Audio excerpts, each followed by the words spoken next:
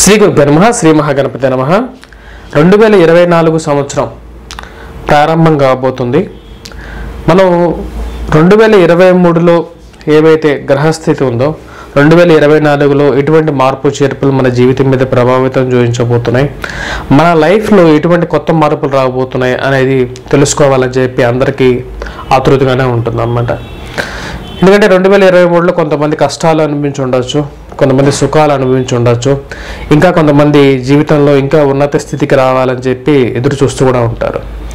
2024లో మన గ్రహస్థితి 2023 నుంచి 2024కి మనం చూసినట్లయితే శని రాహుకేతువులు వారి యొక్క స్థానాల్లో, అంటే శని మూల త్రికోణంలో, కుంభంలో, ఉచ్చ స్థానాల్లో, అలాగే రాహుకేతువులు వచ్చేటప్పటికి రాహు మీనంలో, కేతువు కన్యలో కొనసాగుతూనే ఉంటాడు అన్నమాట. 2024 కూడా మార్పు వచ్చేటప్పటికి గురువు యొక్క గ్రహస్థితి మారబోతున్నది. మేషం నుంచి వృషభంలోకి మే 1వ తారీఖున తన యొక్క స్థానచలనాన్ని మార్చుకోబోతున్నాడు అన్నమాట. దీనికి తప్ప మిగతా గ్రహస్థితి రీత్యా చూసినట్లయితే మనకు ఈ యొక్క సంవత్సరం మొదటి భాగంలో మనం చూసినట్లయితే రవి ధనస్సులో, అలాగే మన కుజుడు ధనస్సులో కొనసాగుతున్నాడు. అలాగే బుధుడు వచ్చేటప్పటికి వృశ్చికంలో, శుక్రుడు వృశ్చికంలో, శని మీకు చెప్పినట్టుగా శతభిష నక్షత్రంలో, కుంభంలో, అలాగే రాహు వచ్చేటప్పటికి మీనంలో కొనసాగుతున్నాడు అన్నమాట. మీనంలో, అలా కేతు వచ్చేటప్పటికి కన్యలో కొనసాగుతున్నాడు. ఇప్పుడు ఇటువంటి గ్రహస్థితి రీత్యా వచ్చేటప్పటికి ఎలా రాబోతున్నది, నెక్స్ట్ ఇయర్లో వచ్చేటప్పటికి మేజర్ చేంజెస్ వచ్చేటప్పటికి ఓన్లీ గురువు ఒక్కటే మారబోతున్నాడు అన్నమాట. కానీ గురు మార్పు అనేది ద్వాదశ రాశుల మీద చాలా ప్రభావం అనేది చూపిస్తుంది అన్నమాట. చాలా మంది తలరాతులు మార్చబోతుంది. అవి ఎలా ఉన్నాయో చూద్దాం. సింహరాశి వారికి 2024-25 ఎలా ఉండబోతుంది? ఎందుకంటే సింహరాశి వారికి మనం ముఖ్యంగా గమనించినట్లయితే ఈ యొక్క రాశి వారికి వారి యొక్క గ్రహస్థితి రీత్యా మనం చూసినట్లయితే సప్తమంలో ఉన్నటువంటి శని అంత యోగకారకమైనటువంటి స్థానంలో లేడన్నమాట. శని యొక్క వీక్షణ గ్రహం రాశి మీద ఎక్కువగా ఉందన్నమాట. అలాగే మనం ఇంకా కొన్ని విషయాలు చూసినట్టు అష్టమంలో రాహువు కూడా అంత యోగకారకమైనటువంటి స్థితిలో లేడు. 2వ స్థానంలో ధనస్థానంలో వచ్చినప్పుడు కేతుకు. కానీ ఈ యొక్క రాశి వారికి ఈ యొక్క సంవత్సరంలో ఒక మంచి జరగబోతుంది. దానికి గల కారణం వచ్చేటప్పటికి గురువు అన్నమాట. గురువు చాలా మంచి స్థానంలోకి వచ్చాడు. ఈ సంవత్సరంలో ఈ యొక్క రాశి వారిని ఎవరన్నా నడిపిస్తున్నారు 2024-25లో అంటే అది ఒకటే ఒక గ్రహం గురువు అన్నమాట. ఎందుకంటే గురుబలం ఉంటే చాలు. గురుబలం ఉంటే జీవితాన్ని ముందుకు తీసుకెళ్తూ ఉంటుంది, జీవితంలో కొన్ని లైఫ్ని ముందు మారుస్తుంటుంది అన్నమాట. ఇప్పుడు మన సింహరాశి వారిని కొన్ని చూసినట్లయితే ధనస్థానంలో ఉన్నటువంటి గురువు వచ్చేటప్పటికి కొంచెం అధికమైన ధన వ్యయాన్ని ఇస్తాడు, ఇరుగు పొరుగు సఖ్యతను కూడా తగ్గిస్తాడు అన్నమాట. కాకపోతే 2024-25లో వచ్చేటప్పటికి ఉద్యోగ ప్రయత్న సంబంధితమైన వ్యవహారాల్లో అనుకూలమైనటువంటి ఫలితాన్ని ఇస్తాడన్నమాట. వీరికి గ్యారంటీగా 2024లో వీరికి ఉద్యోగం అనేది వచ్చి తీరుతుందన్నమాట. రాజకీయ పరంగా కూడా ఒక మంచి పేరు ప్రఖ్యాతులు సాధించగలుగుతారన్నమాట. ఎందుకంటే సింహరాశి వారంటేనే అడ్మినిస్ట్రేషన్లో నెంబర్ 1గా ఉండేవారు అన్నమాట. ఈ యొక్క జాతక రీత్యా గోచర రీత్యా జరిగేటువంటి క్రియలో ఈ సంవత్సరం వచ్చేటప్పటికి పోయిన సంవత్సరం కొంచెం ఈ యొక్క రాశి వారికి కొంచెం డౌన్ఫాల్గా ఉంది. వైవాహిక జీవిత సంబంధితమైన విషయాల్లో కూడా అనుకూలత అనేది పెరుగుతుందన్నమాట. ఈ యొక్క రాశి వారికి 2023-24 కన్నా వచ్చేటప్పటికి వీరి యొక్క జీవితంలో వైవాహిక సత్సంబంధం అనేది పెరుగుతుంది. ఉద్యోగ ప్రయత్న సంబంధితమైన వ్యవహారాల్లో రాజకీయ పరంగాను మంచి ప్రాబల్యాన్ని పొందగలుగుతారు. వీరు పనిచేసే కార్యాలయాల్లో కానీ గృహంలో కానీ మంచి పేరు ప్రఖ్యాతులు సంపాదించగలుగుతారు. నూతనంగా వ్యాపారం ప్రారంభించాలని చెప్పి మీ యొక్క కోరిక ఏదైతే ఉందో అది నెరవేరుతుంది. వాటిలో ఎటువంటి సంశయం లేదు. శారీరక మానసిక అనుకూలత విషయంలో కూడా ఒక మెట్టు ఎక్కువగానే ఉంటారన్నమాట. వివాహ ప్రయత్న సంబంధితమైన వ్యవహారాలు అనేది మే తర్వాత ఒక మంచి సంబంధం అనేది వీరికి రావటం అనేది జరుగుతుంది. ఒక మంచి తెలిసినటువంటి సంబంధం, మంచి బాగా డబ్బున్నటువంటి పేరు ప్రఖ్యాతులు ఉన్నటువంటి కుటుంబం నుంచి ఒక మంచి సంబంధం అనేది వచ్చి తీరుతుంది అన్నమాట. స్నేహితులతో సత్సంబంధాలు అనేవి బాగా ఏర్పడతాయి. కుటుంబంలో చిన్న చిన్న మానసిక స్థిరత్వం అనేది ఉంటుంది. వైవాహిక జీవితంలో భార్యాభర్తల మధ్య కొంచెం సంశయంగానే ఉంటుందన్నమాట. అంటే వారి జీవితంలో జీవితంలో భార్యాభర్తల మధ్య గొడవలు అనేవి కొద్ది ఎక్కువగా ఉంటాయి. కోర్టు రిలేటెడ్ ఇష్యూస్ అనేవి కూడా కొంచెం మే తర్వాత వీరికి సార్ట్ అవుట్ అవుతాయి అన్నమాట. అంటే వారి యొక్క జీవితంలో ఒక ఉదయించే విధంగా ఉంటాయి. కోర్టు రిలేటెడ్ కేసెస్లో వచ్చేటప్పటికి ఎవరైతే ముఖ్యంగా కొద్దిగా జీవితంలో ముందుకు వెళ్ళి బాధపడుతున్నారో వారికి లైఫ్లో వచ్చేటప్పటికి ఒక టర్నింగ్ పాయింట్గా కూడా రేపు మే తర్వాత వారి జీవితంలో రాబోతుంది అన్నమాట. కుటుంబ సంబంధ బాంధవ్యాలు అనేవి కూడా మే తర్వాత వీరి జీవితంలో 2024లో ఒక ముగింపు అనేది ఉంటుంది. ధన సంబంధితమైన వ్యవహారాల్లో డబ్బు సంపాదించడం అనేది జరుగుతుంది. జీవితంలో ముందుకు వెళ్ళటం అనేది జరుగుతుంది అన్నమాట. తల్లిదండ్రుల గురించి వారి యొక్క ప్రేమాభిమానాలు మీరు పూర్తిగా పొందటం అనేది కూడా జరుగుతుంది. తల్లిగారి ఆరోగ్యం అనేది అనుకూలం పడుతుంది.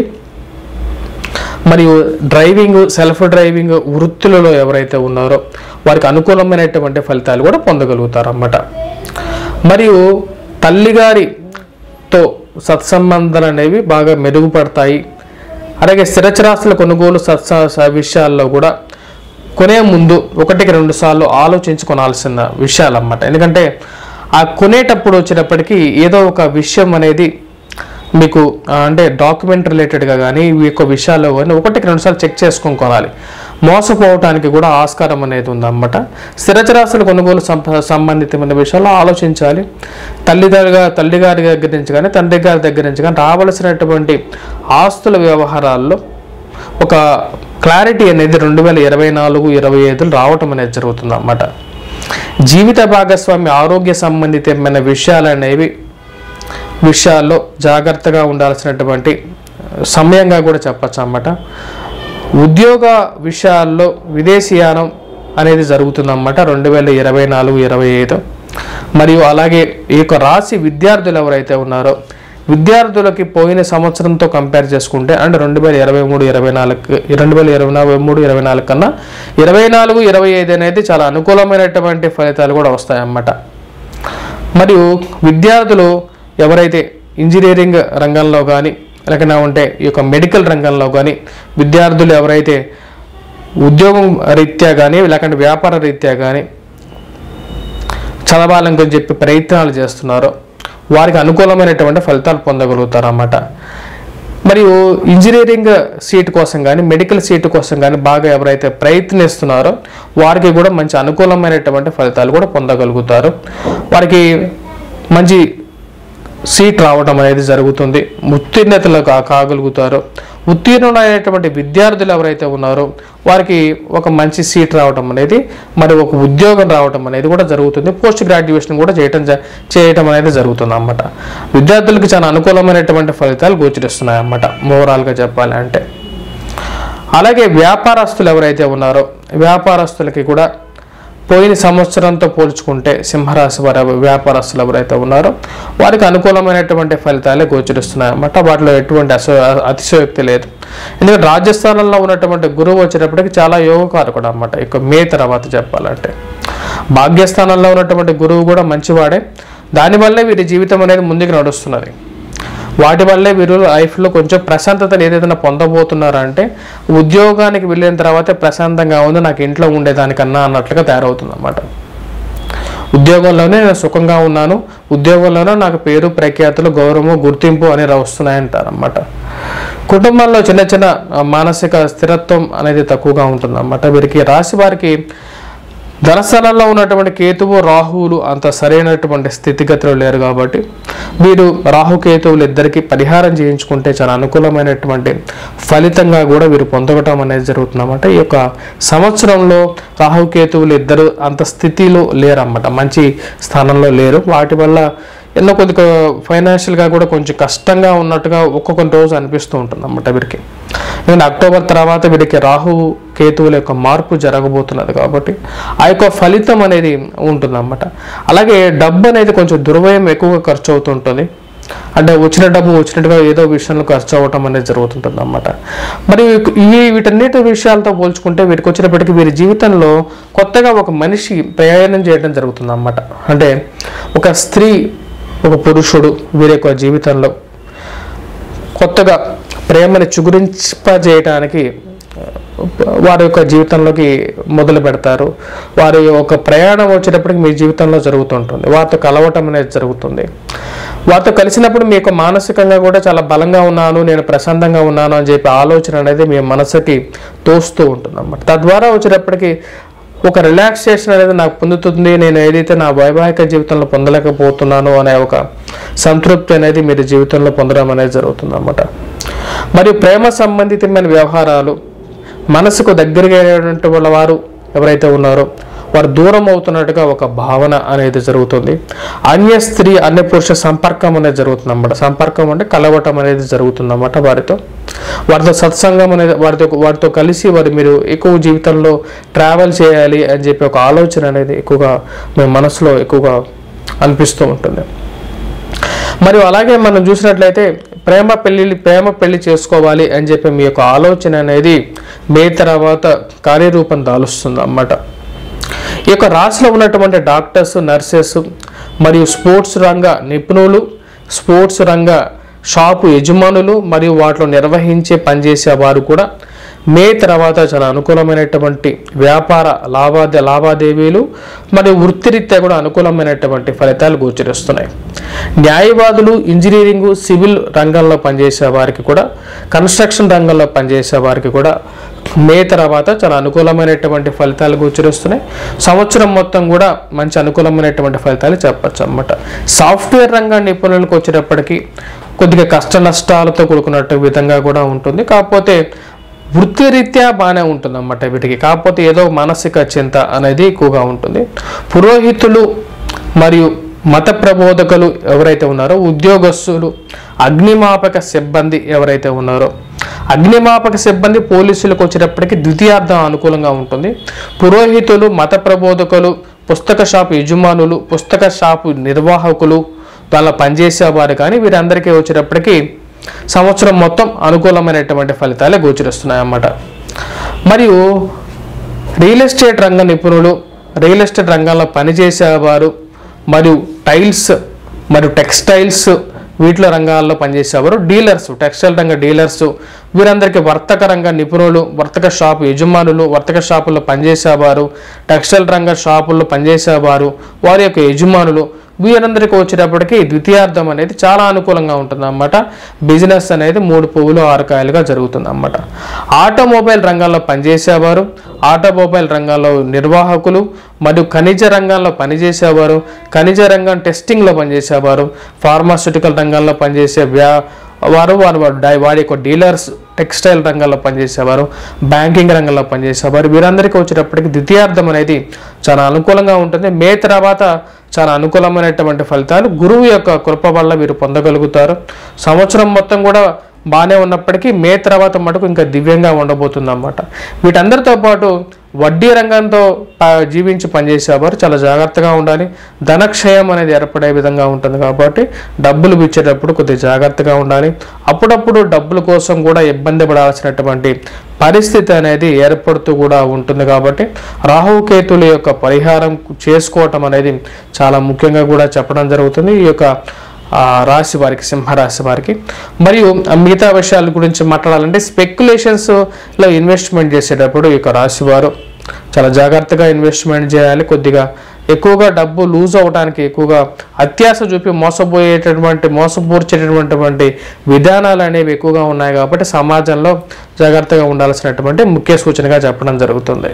ఇప్పుడు మన రెమెడీస్ పరంగా చూసినట్లయితే గురుబలం అనేది చాలా ముఖ్యమైన భూమిక పోషిస్తుంది అన్నమాట. ద్వాదశ రాశుల వారికి మీద మనం రెమెడీస్ పరంగా చూసినట్లయితే మేషరాశి వారికి గురుబలం అనేది చాలా అనుకూలంగా ఉంది. సో కాబట్టి వీరు ముఖ్యంగా కేతుగ్రహ అనుకూలత అనేది పొందడం, అలాగే రాహుకేతువులు ఇద్దరికి పరిహారం చేసుకుంటే సరిపోతుంది అన్నమాట.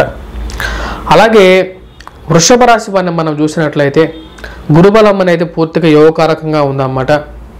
రాహు బలం అనేది బాగా ఉంది, కేతు యొక్క బలం అనేది లేదు కాబట్టి కేతు గ్రహానికి పరిహారం చేసుకోవాలి. అలాగే ముఖ్యంగా వీరు పరిహారం చేసుకోవాలి అంటే వీరు పూజించాల్సినది విఘ్నేశ్వరుని బాగా పూజించాలన్నమాట. అలాగే మిథున రాశి వారిని చూసినట్లయితే మిథున రాశి వారికి గురుబలం అనేది కూడా ఉంది, గురుబలం అనేది కొంచెం తగ్గుతున్నది. శ్రీ మహావిష్ణువుని పూజించాలి వారి యొక్క సంవత్సరం. అలాగే వారు పూజించాల్సినటువంటి ఇంకొక గ్రహం వచ్చేటప్పటికి కేతుగ్రహం అన్నమాట. కేతుగ్రహ ఆరాధన చేయాలి. అలాగే కేతుగ్రహ ఆరాధన చేయలేని వారు విఘ్నేశ్వరుణ్ణి పూజించినా సరే సరిపోతుంది అన్నమాట. అలాగే తదుపరి గ్రహమైనటువంటిది ఏంటంటే తదుపరి రాసినటువంటి కర్కాటక రాశి. కర్కాటక రాశి వారు మనం చూసినట్లయితే వారికి బాగా అనుకూలమైనటువంటిది వచ్చేటప్పటికి ఈ యొక్క కేతు గ్రహం అనుకూలత అనేది ఎక్కువగా ఉందన్నమాట కర్కాటక రాశి వారికి.